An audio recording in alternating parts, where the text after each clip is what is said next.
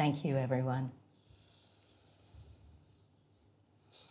So we're hearing the sounds of the jungle. Yeah. So this particular talk is one that we have had a lot of questions about over the years. And it's one that keeps coming up always in yoga circles, as well as in the modern world, not related to yoga, in a kind of backhanded sort of way, or a backdoor sort of way. And so we thought about this as the present moment, and being in this very moment in time. And then the important aspects of yoga that so many of us know about, Mudra and Bandha, and in particular imagination, and how all three of these interface, what they mean in yoga, what they mean in everyday life. And so that's kind of what inspired this talk. And when you think about yoga, often what you see is, you see a picture of someone sitting there with Jnana Mudra, the fingers touching like so, or and their like knees so. way up in the air. Yeah. It must be comfortable. Sitting on a cliff with a sunset. And so in general public, mudras, and the idea of a mudra, which is a hand mudra, they've kind of filtered into the world as something that's relatively normalized. And bandhas less so. Bandhas are more yoga specific. And mudra and bandha, just as in much of the teaching we do, they really are ways of embodying the joining together of different patterns, of different things. So they both really relate to the idea of joining, or joining, connecting. And they are ways of,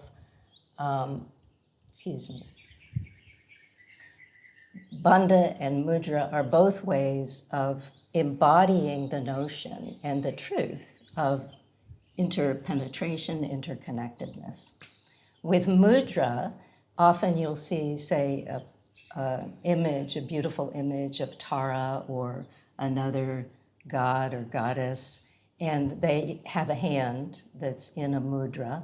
And the mudra, sometimes when you are meditating on those forms, is said to be something like the joining together of Shiva and Shakti, or the joining together of intelligence and compassion. But in fact, it can be the joining together of anything, and it also can be the joining together of things that are not so complementary. It's a way of really embodying this notion of interpenetration. And then the idea of bandha takes a different form in yoga, in that it is much more yoga specific, and it's relating very much to the idea of prana and apana, or the energy flow, the idea of what it is that within our bodies and within our experience of being is our sensation patterns and the movement of what some people call energy, what could be called prana in the body. And so bandhas are particularly sort of obsessed over sometimes in Ashtanga yoga because of the elusive and the sort of big prize of Mulabandha. And so you have people in Ashtanga yoga who do yoga, students who come to us, or classes I've been in with people, and they say, just do Mulabandha, or I do Mulabandha all the time, or I do Mulabandha when I do this pose, and that's how you do it. Or I've been in a class with a teacher who didn't really have a lot of explanation for things, and we just say, Mulabandha, do Mulabandha and do the pose. And that's on one level, good idea. On another level, it leaves a broad range of things that might happen. And so we wanted to sort of go into what are the differences between bandhas and mudras, and then in particular, what are the most important bandhas and mudras within a yoga practice. And then at the end of the talk, we'll sort of draw in the idea of imagination as we cover that. So in terms of bandhas and mudras, there are a lot of instances in different texts where they are referred to. It's not something that's only been made up since Ashtanga Yoga got started. I thought everything began when I was born. I think from certain perspectives, it did. Yeah. In fact, I was just thinking of basic texts like the Hatha Pradipika actually comes after years, thousands of years of people doing yoga, and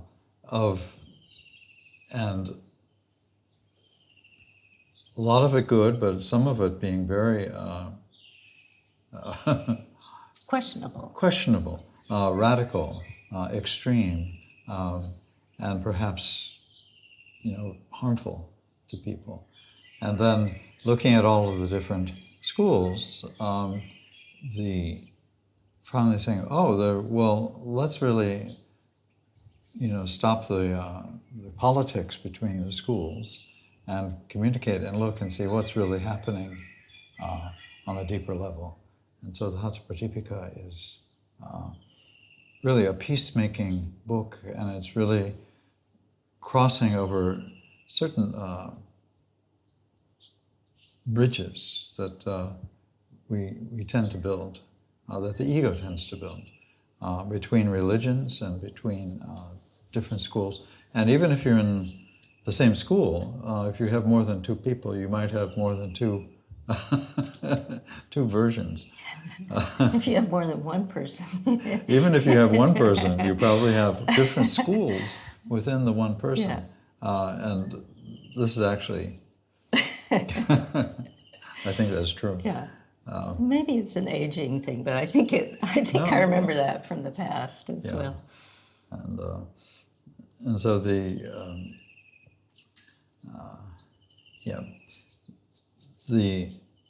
Hatha Pradipika really, though, dealt with a lot of that by bringing different... they'll give you like a list of 12 words and say, actually, essentially, this is the same thing, okay? Even though, they might have slightly different relative meanings, but they're really pointing towards this same experience, which is very hard to describe to people. It's the indescribable, that which is beyond words, is the only thing worth talking about. Sorry about that, but I just had a flash that there's a metaphor for yoga practice that a lot of people think to be, this historical, which is the churning of the ocean. And here we are, we're currently in Thailand, and this is a big myth, particularly at the airport in Bangkok, where there's beautiful artistic representations of the making of nectar with the churning of the ocean. And it's really describing not something that, it might or might not have happened or has happened a few times in different universes, but it's something that is really happening all the time when you're practicing meditation, or if you want to call that, you're practicing yoga. And, quite profound.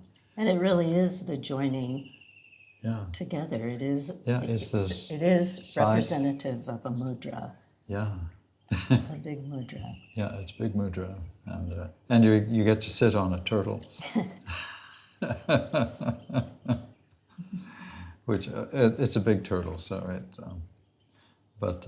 So the basic thing is is the joining of prana and apana, and apana, as you all know, is the pattern of exhaling related to the word for water, apas, and apana is that which is not just the outflow of the breath, but it's the sensation patterns throughout the entire body that are related to exhaling, whether it's a simple, quiet, easy exhale, as you might do in sitting practice, or whether it's a ujjayi, deeper, profound exhale. And then that pattern is the opposite of the prana pattern,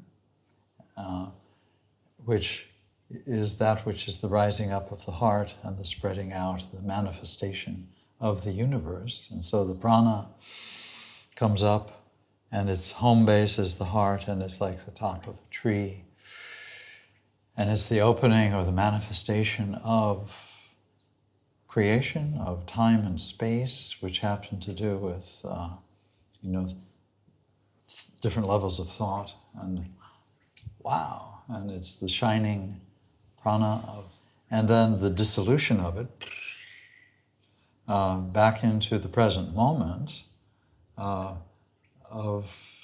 all of those patterns of the mind, which are, I like to think of them sometimes as bubbles that pop, but they're definitely imagination constructions, sensation constructions.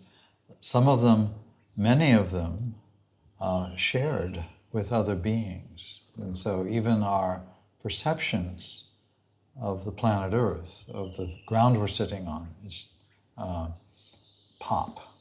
And then you get this return to the present moment, which is the beauty of the apana or exhaling. And so if you get prana and apana, and this is the big work for, as you practice, for as long as you're practicing, is to get prana and apana to interface and to actually to work so that, and the metaphor, and it's a metaphor, is they fall in love. And so whenever the prana is, and the heart is opening, the apana, which is the complementary opposite, is quite excited, and its potential electrically through the body or in the nervous system is online, it's on guard. It's like, wow, we're ready. And it's so pleased that the prana is happening. And then likewise, when the exhale pattern occurs, and everything is dissolving, and then the prana is immensely happy. And this is the case, in those rare moments when those two join. It's like, it's the beauty. But most of the time they're not. And it's really relevant and important in terms of understanding mudra and bandha, to keep in the back of the mind this idea of this sort of relationship of pure devotion to the opposite or to the complement or to something that is related in some way.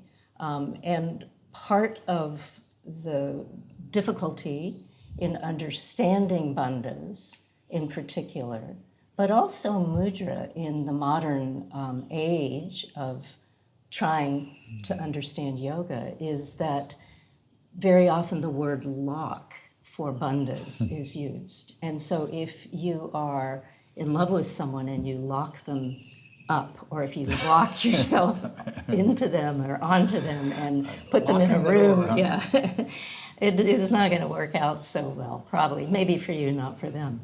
And so it's really important to always take that step back in terms of bandhas, in terms of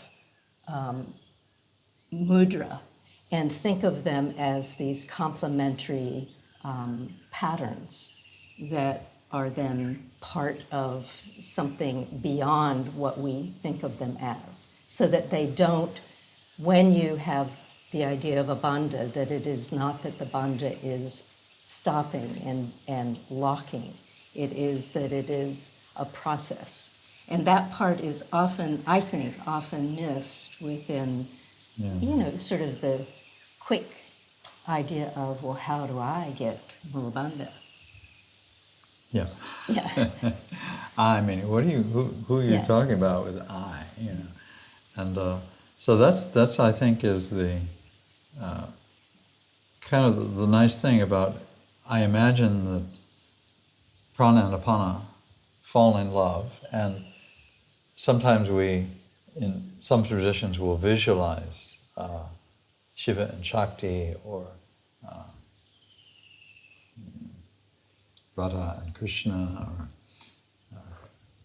and Vishnu, and you imagine them like, oh, in the heart, and they fall in love, and it's easier to kind of imagine them falling in love than for you to actually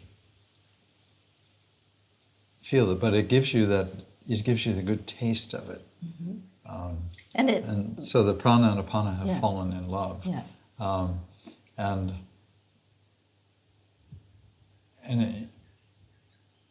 in fact, on a deeper level, you are you are these deities. But then you don't want the ego to co-opt that. Oh yeah, it turns out that I happen to be Shiva. Too bad about you, and but this always happens, that the function, the level of the function, which is of mind, called ego, ahamkara, or the maker of the I. That it's considered to be a divine function, and so the ego it makes isn't actually you, although it's the story of you, and in a sense, and if you see that, then you can play the part with compassion and love in relation to others. And so I like the word, rather than lock, I was just thinking of the word rubber band, because we have some in our location our here entire life here in Thailand is held together by rubber bands. that don't last that long. They wear out. They wear out quickly. But band and band, these are all cognates. There are many languages which that word has spread.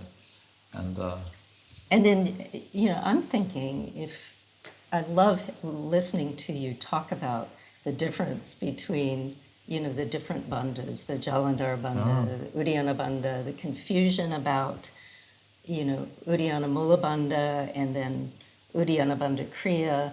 It might be clarifying to go into those three bandhas a little bit. Yeah. Well, shall we start with Mulabandha? I think that's what they're here for, Richard. Oh, everyone came from Mulabandha. We don't want to listen to you. We want Mulabandha. So blah, blah, blah, blah. Where's the Mulabandha? Okay. So I believe Mula means a root, So you got the root, and the mind is bonded, meaning it's not necessarily locked with, because it's like, it's something you don't want to be violent about it, but it's just that it's the ability to really focus there. I'm paying close attention to something that is amazing if I'm just able to focus my mind there, and so I'm paying attention to the root, and the home of the apana. So if you really pay attention to exhaling with the heart still open, so with the prana fully awake, and this will automatically give you really good posture. The exhale pattern at the end of the exhale, or if you stop the exhale in stages, like in Viloma, you will feel the muscles of the pelvic floor kind of wake up. They come online. They don't necessarily grip with as much force as they can, but they come online. They go, oh, you just feel it. And it's totally natural feeling. And so the Mulabandha is really the awakening of the, primarily the PC muscle, which is the muscle that connects the coccyx and the pubic bone. And so the pattern of the prana with its relationship with apana, or you can overdo it, turn off as in the fish pose or something, where it's just the pubic bone going down and back, and it can even go way down and way back, and the heart just goes like that, and it tends to, that kind of invites the opposite. And so if you can bring online the PC muscle, then automatically the apana is en garde. It's ready to do anything supportive. You can also turn it off by turning off the pelvic floor. And then the prana and the apana just, are on this thing called samsara, which is like just everyday misery. And so the awakening or bringing online, and I think that's a good thing about modern technology. You say, oh, it's online. I've activated. The app is open, but we're not necessarily doing anything. And so and then in the middle of the pubococcygeus muscle, you get the perineal body, which is immediately in front of the anus. And then you have the anal sphincters right behind the perineal body, and the urogenital triangle right in front of that. And sometimes and then there's this famous, it's called a mudra, Ashvini mudra, rather than Ashvini bandha, which is just being able to control the anal sphincter muscles. And so that's a good practice just to help you get into the correct territory of and if you know horses and have ever walked or ridden a horse behind another horse, when the horse does its aponic duty and passes stool, or then you have the eye-opening experience of oh wow, this. And so the practice of that gives you a good taste, or not a taste, but a grounding. And so but the actual Mulabandha does not need to contract the anal sphincter muscles. It's merely the bringing online of the PC, pubococcygeus muscle, which then allows the subtle and the relationship of that muscle to the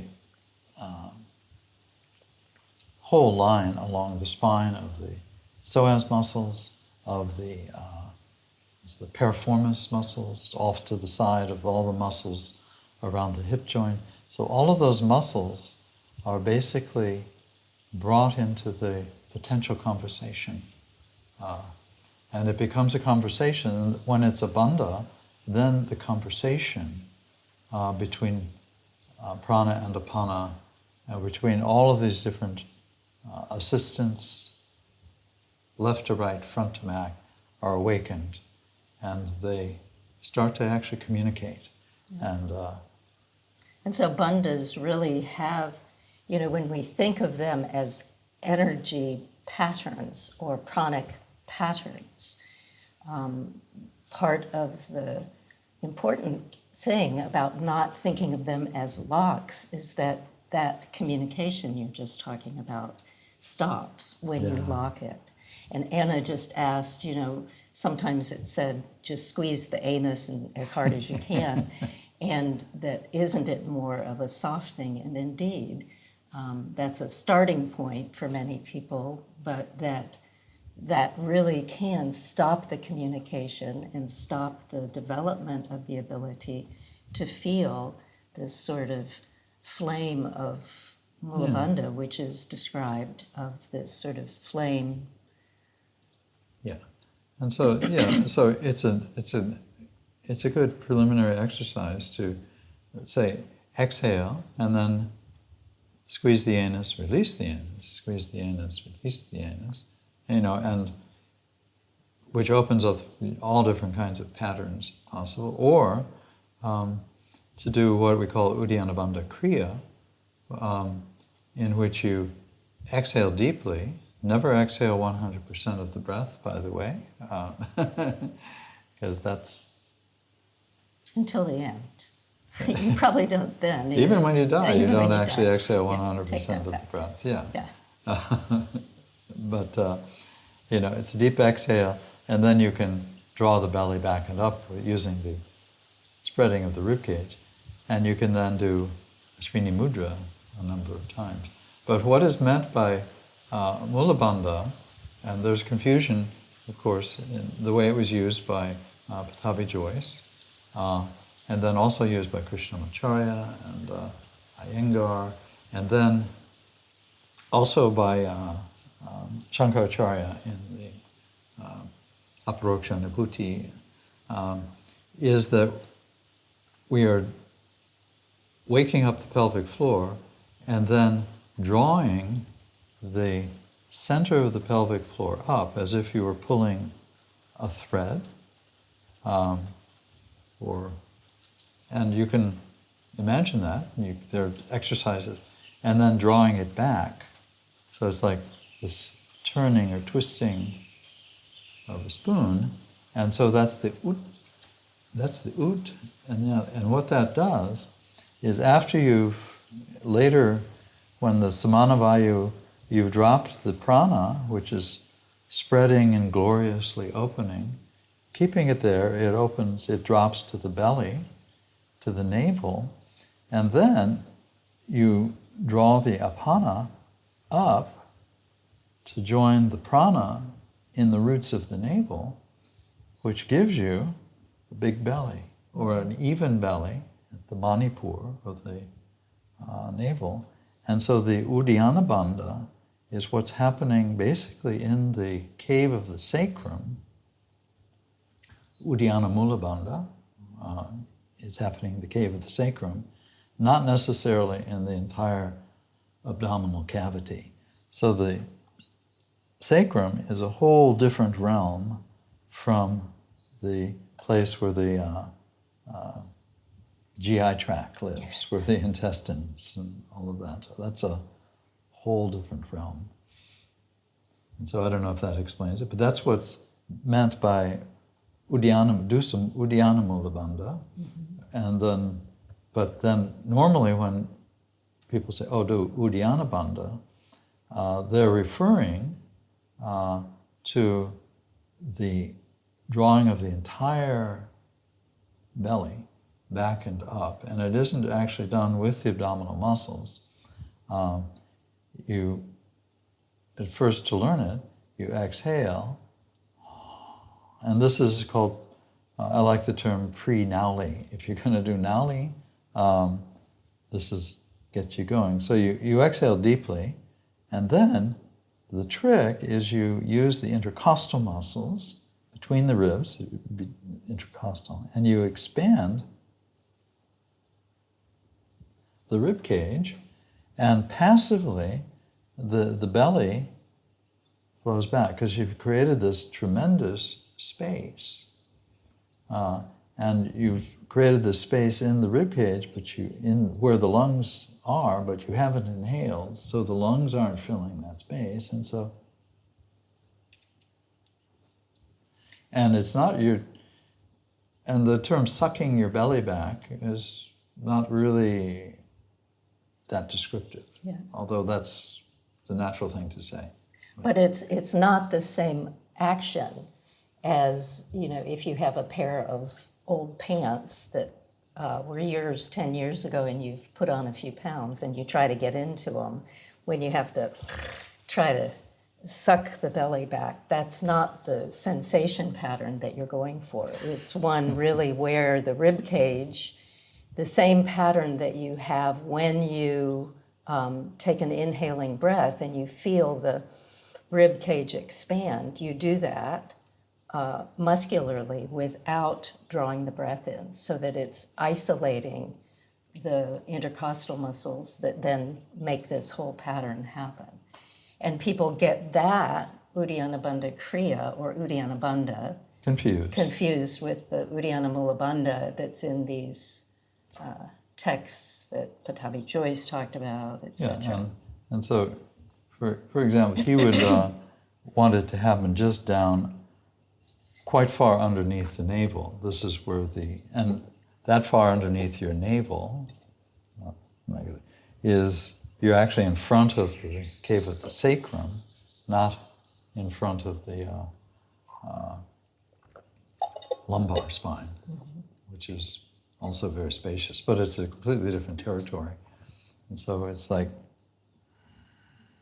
and to do that, so the contraction of the PC muscle and its associates, which could be the sphincters or it could be the different side-to-side muscles, that is a separate action from, so you can do the Uddiyana Bandha Kriya without the pelvic floor contract. You might feel that the pelvic floor exists, which is good because you brought it online earlier, but you're not actually, and then separately you can do Uddiyana Bandha Kriya, and then Ashwini Mudra as a training exercise. And then after some time, you relax the intercostals, the belly goes boom, it drops down. Then, because your mind has probably wandered, because you're, because of human and ego function, you've got all this stuff. You do ha. You just exhale, even just to say the word ha. Use a teeny exhale, but you can just say ha, and you can feel your pelvic floor, or the PC muscle goes, here I am. And so that's a useful thing. And then you inhale, and if, as you've practiced more and more and more, that inhale is the simultaneous I would say glory of prana and apana both working together, and they're both ecstatic. And so, and really important in the idea of waking up the pelvic floor is having a sense of within your own body, a sense of where the bones of the pelvis are, the pubic bone, the coccyx, the two sitting bones, and how they are really holding down the fort, as it were. They are dropping evenly to earth as part of the apana pattern to give the stability and the flexibility that is needed to be able to tune into the muscles that connect them.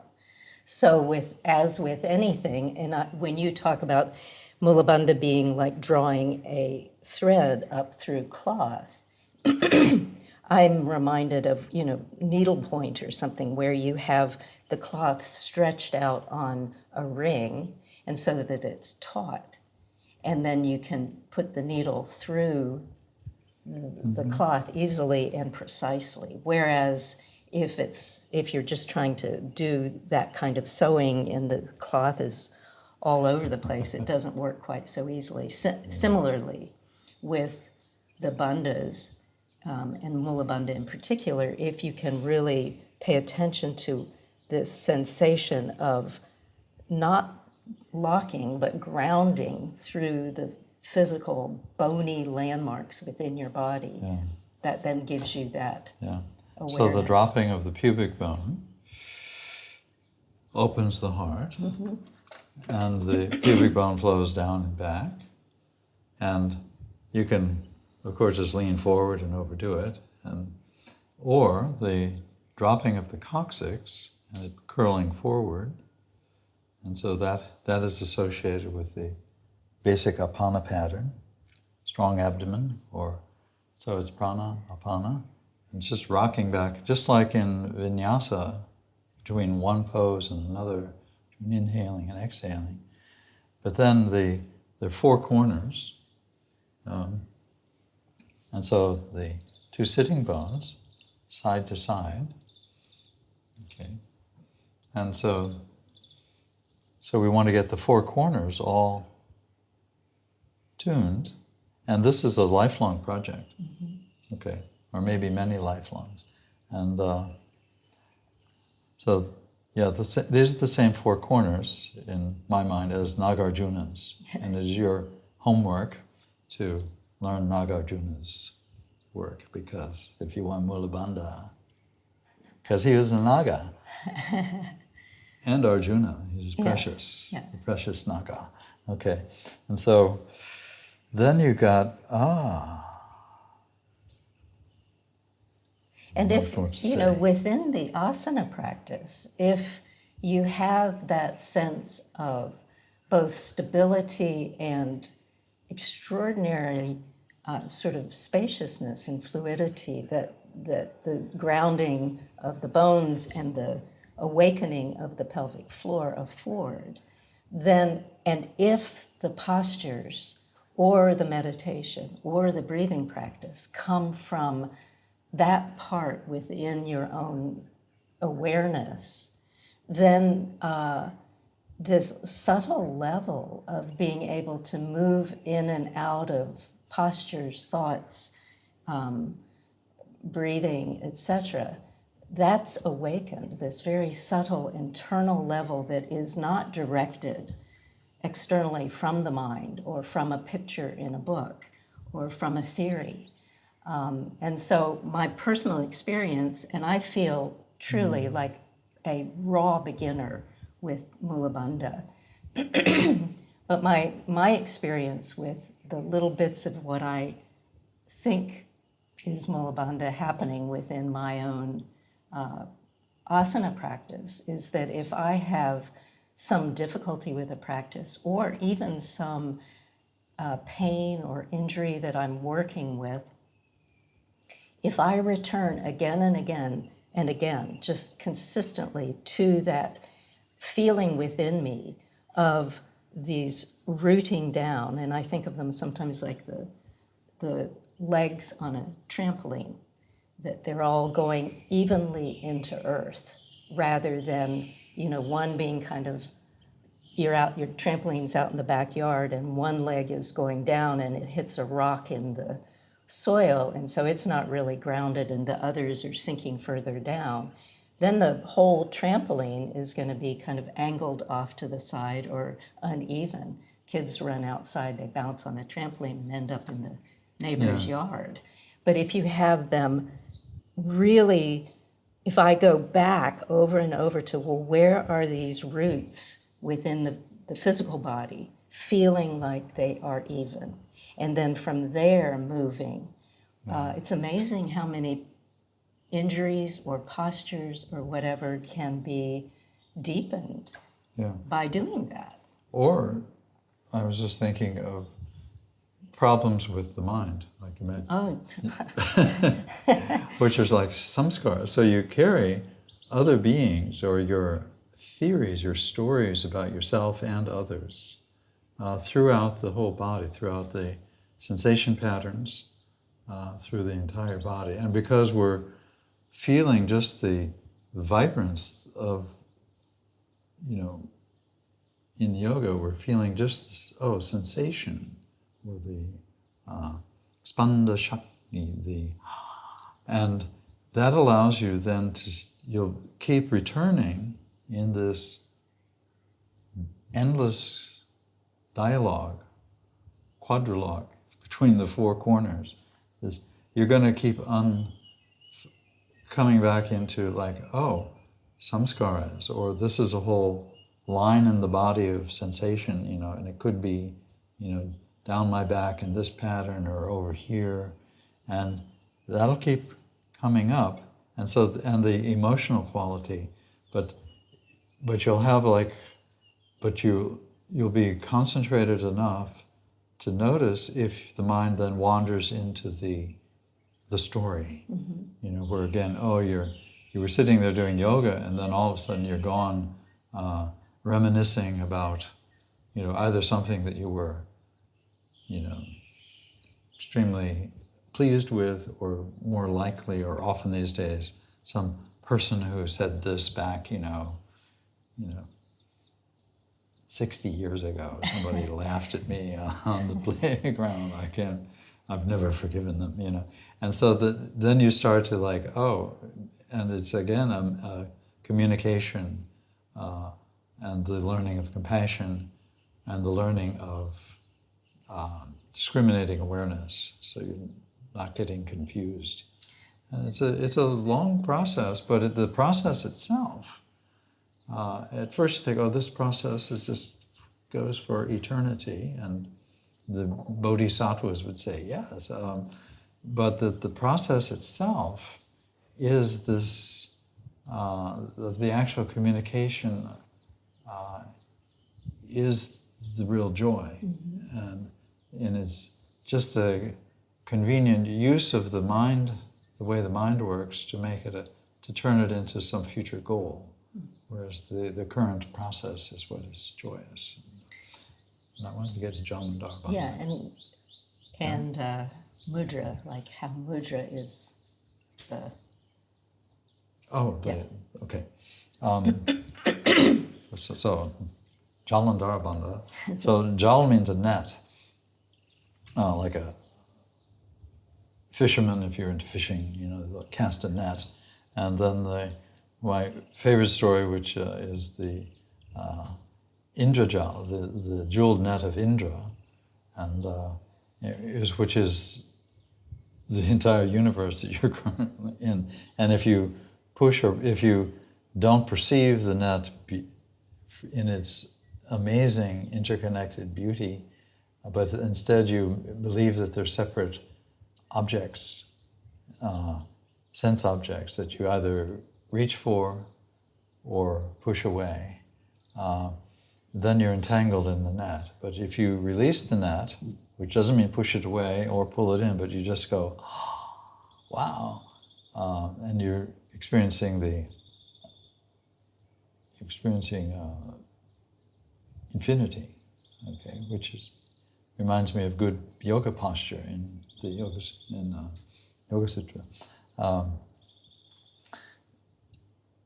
Then, where do you go from there? You've just released anyway. Oh, so Jalandhara Bandha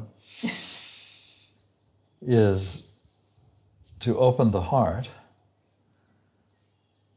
which at first, you know, if you really inhale, so it's usually at the top of an inhale, and your heart is really open, and the lower back, the kidney wings are totally open, so the apana is so excited that the prana is. And then you bring the chin forward, and you don't have to press hard. It's just like you're holding something soft. You know, it's not. And what happens is that the activity of the mind, the language activity, so the tongue and all of that, rests in the heart, because it's the activity of the heart that defines, you know, the innermost language. And so language is actually able to, or the activity of the brain is actually able to take a rest in the heart. And so and that's basically what the bandha is.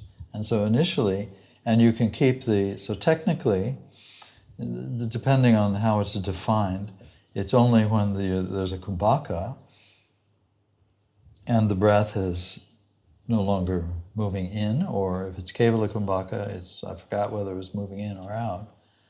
But then you can keep Jalandhara Bandha position as you exhale, and that allows you to keep the sense of, so it allows you to meditate on the heart, really. And there are many different exercises and postures that will help this. So the bandha is really the retention, correct? And the position. Yeah, Yeah. oftentimes people get confused. Yeah. Just do Jalandhara Bandha, and I'm being technical. That means that the breath isn't flowing. Yeah. But you can keep the position. Yeah. You know, And by otherwise, it's a lot of work to lift your head. At that point, it's like, oh my God, it's a huge movement to lift your head, put it back down. it's a lot of effort. And so a quick one. But also that feeling of the mind dissolving into the heart is only accessible if you allow the pattern of the inhale and the exhale to resume. Yeah. Because it is not only, but it is really juicy when that happens, because then the mind starts to feel a sense of safety. The mind can let go of its need and capacity to sort and decide and be the one in charge, and it's just resting. And so it's an amazing, beautiful position to witness, but also to feel. Yeah. And the tongue, which gets us in a lot of trouble. Try controlling your tongue. It's hard. Yeah, it's harder than Mulabandha. But the tongue literally, well, not literally, sensation-wise, merges with the palate, which is actually pretty nice. You don't have to push the tongue really, and then it's resting there. And so the prana and apana are in deep, interplay in the kumbhaka. But what happens, that is then called kachari mudra. And so this is one of the, internally, there are two very important mudras. And I'm not talking at this point about hand mudras, but there are two, and if you study the Shiva Samhita, the fourth chapter on mudras, and so the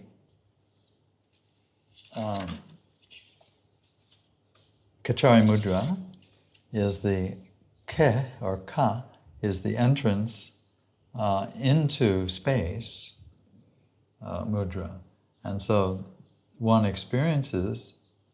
You can't say what it is, but it's the cessation of language, which can be very nice, depending on context, of course, but the cessation of language and the resting of the attention in the heart. Mm-hmm. And Kachari Mudra has a very close, in fact, ultimately inseparable companion, or it's through the body, it's the other end of that action, which is called Yoni Mudra. And so Yoni Mudra, the Yoni is of course the word for vagina, and it's referring again to the pelvic floor, particularly to the front part of the pelvic floor, but the entire pelvic floor. So Yoni Mudra, according to Shiva Samhita, is when you do Mulabandha correctly, it says then, of course, it's called Yoni Mudra. And so we're actually cultivating throughout the practice, throughout asana, throughout the day, we're cultivating Yoni Mudra and Kachari Mudra. And this really speaks to this idea of it being far more than a lock or a squeezing or, just a position that you go into. It's something that's liberating, that is all-encompassing, that shows the depth of connection between breath and body and mind and importantly, heart. And so these, we start off with the idea of a very superficial notion of a mudra, which is interesting and entertaining and beautiful. And then moving from there into the idea of bandhas, which are something that are incorporating energy and prana into this, and then beyond that into the sort of more esoteric and intuitive, unknown part that is really where the liberation within the practice resides, is in these more subtle levels. And so it's almost as though you've got to do step by step to lure yourself, your mind, your ego into trusting the process So that's going on. yeah, and so you can then let them go, and then it's a famous reference is at that point you don't care whether it's liberation or not, Right. because you've got something much sweeter Then your which is idea of that, than any idea you possibly have. Which is where the imagination comes into this whole thing, because, and one of the things I remember years ago like maybe 30 years ago in a class I was doing that was with Richard, and I was thinking, Mulabandha, what is this all about? And I have no idea, and all these other people seem to know what they're doing, and I don't know what I'm doing. And Richard, you said, that Mulabandha is like 90% imagination. And that was so liberating for me, because it was meaning, I took it to mean that it is something very personal, something very unique to your own experience, but very universal somehow at the same time. And it gave me freedom to then say, it's like learning to sneeze or walk or smile or... It's also imagination in the sense that you are, because you'll do it anyway, you're given license to actually visualize your internal body. Even it doesn't have to correspond to anatomy, but of visualizing the presence of something sacred or beautiful, and or particular deities that are particularly beloved, or it could be puppies and kittens, and these things, and we can feel them and visualize them in the body. It's very useful, and since we're doing it anyway, you might as well respect that. And the imagination in that manner starts to become sort of this connection beyond your own experience into the interconnected experience of the outer world as well, because you have reference points. Whenever you imagine something, you take some reference point, and then it dissolves into something beyond your original reference point of what you are thinking of as this imaginary thing. And so it's this, in a way, a version of a mudra or a bandha between your mind and the external experience and with others. And so, it's really, the imagination is this powerful, powerful part of our experience. And what happens, whether it's with Mulabandha and I'm only squeezing my anus, or the imagination that I am visualizing, Tara on my, sitting in my pelvic floor. Sitting on the top of your head. And you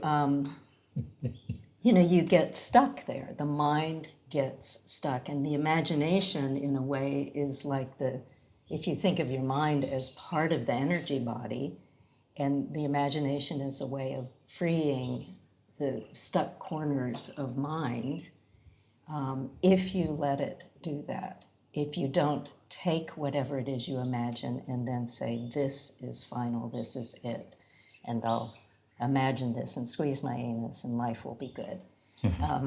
Because then the ego, I imagine that I am now the top of the pyramid. Too bad about you. And everybody's mind can do that. And it happens all the time. And it also is dependent on dissolving as you would in Jalandhara Bandha, dissolving into the present moment, dissolving everything into the here and now. The imagination depends on that. It's keeping it alive. And so that's how we're linking in our thoughts for this sort of exploration of the bandhas and the mudras, etc. And that's where imagination and right here, right now, really are the rooting qualities that provide the freedom. Yeah. And we wanted to close the talk, we're just on time, with the chant from the Aparokshana if you want. Okay, yeah. So, And maybe explain it a little. well, yeah, Aparokshana is, it's a funny text by Shankaracharya, probably one of the later incarnations of Shankaracharya, but it's actually quite a clever text. And if you're tired of Ashtanga Yoga, which, some days, it teaches Panchadashanga Yoga, or 15 limbs. and it has a lot of very clever verses, but this one I can actually remember. And it's about Mulabandha. So one of the 15 limbs of yoga is called Mulabandha.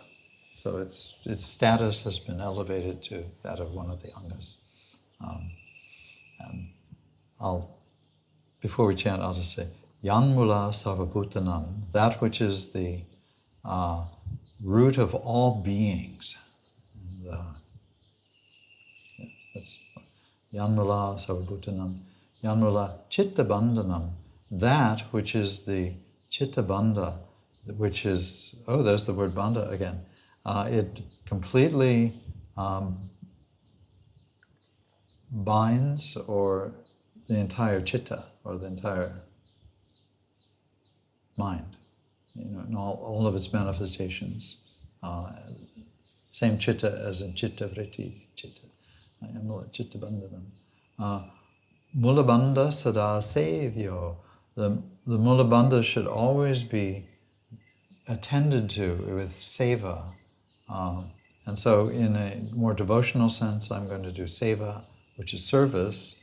And so I can do general service to other people or something, or I can do service to the beloved. And so to Mulabandha, I will always do seva. Yogyaso Raja Yoginam. And it is the secret of Raja Yoga, which is yoga, of course, done well. Correct bandhas is Raja Yoga. It's a beautiful chant. It's just beautiful. Okay.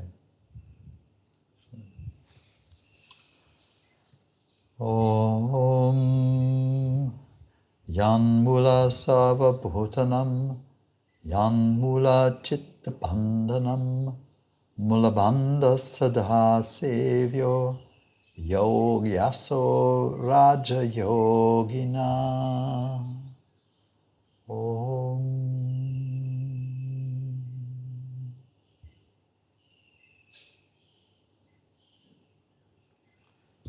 Thank you, Mulabandha. Thank you. Wherever you are, one day. Thank you, everyone.